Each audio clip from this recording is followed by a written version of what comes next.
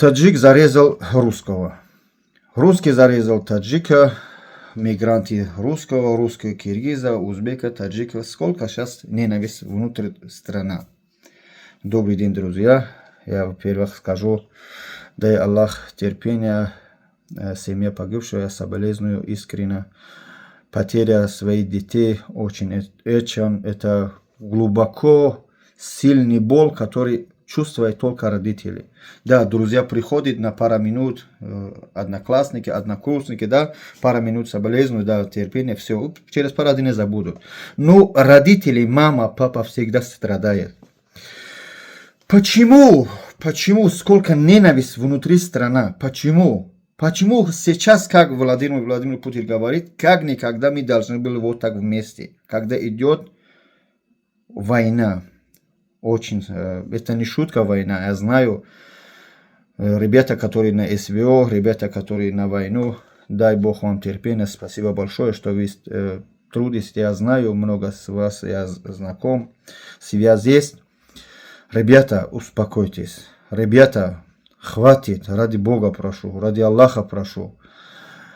Ну, Бог, Аллах всеедин, кто Бог говорит, кто Аллах, может быть, хватит уже. Вот парень умер, 18-летний или 19-летний парень, да, на автобус. И там еще другое. Сколько ненависти. Еще блогеры, которые внутри страны. Почему изнутри вы стараетесь, чтобы раскол был внутри страны? Я еще раз говорю, я от себя буду говорить. Российская Федерация многонациональная страна, которая сколько здесь, как говорится, народа есть, сколько религий есть, сколько мы должны поддерживать друг друга как никогда. Очень много блогеров, которые внутри YouTube, Instagram, TikTok, да, ненависть бросайте внутри вот это мигрантов, русские, не русские, мы все люди. Как сейчас один русский парень мне на личко переписывались, он говорит, когда он факт показывал, да, сейчас не буду показывать, факт сказал, ты тоже факт покажи. Почему мы с ножом ходим? Почему мы с ножом ходим? Без разницы, хоть таджик, узбек, хоть русский, почему нож с собой носим? Не 90 годов. Не 90, зачем? Для самозащиты с нож будешь защищать. Ты наоборот себя погубишь. Вот, сделал вот с ножом, вот идет 5, 3 или не знаю сколько лет ему дадут. Ту сторону еще страдает, эта сторона страдает. Зачем? Сколько ненависти, за что, для чего? Если вы такие смелые, если вы такие храбрые мужчины себя считаете, идите на СВО, защищайте. Вот там идите настоящих мужиков увидите вы. Я их никого не призываю на войну, или наоборот не скажу, не ходите, не скажу, приходите, я ничего не скажу. Просто говорю, перестаньте ненавидеть друг друга. Перестаньте убивать друг друга. Мы все люди.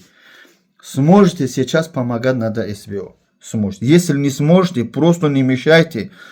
Вы так делаете, хотите раскол внутри страны. Да, иншаллах, у вас этого не получится. Я одну скажу. Я одно свое видео сказал. И буду сейчас говорить. Ребята, успокойтесь. Ребята, успокойтесь. Хватит раскол внутри страны. Хватит раскол между Таджикистаном, Россией и Узбекистаном, Кыргызом. Мы все люди. Нас никто не разлучит. Этого запомните навсегда.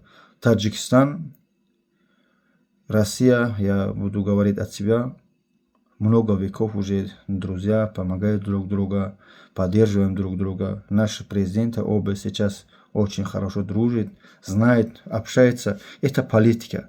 Но блогеров, знаете, почему я этого говорю? Блогеров, которые вы видеоролик делаете, вы для государства ничего не делаете. Просто для простых народ, пацаны, которые увидят ваши ролики, они внутри их начинают ненависть. Потому что они всю правду не знают. Ненависть против какой-то таджика, против какой-то узбека. Или от ту сторону таджик начинает ненависть русского или кого-то другого.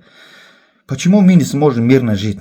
Почему мы не сможем мирно или любить друг друга? Наместо того, чтобы ненавидеть, наместо ненависти, почему мы не сможем поставить любовь?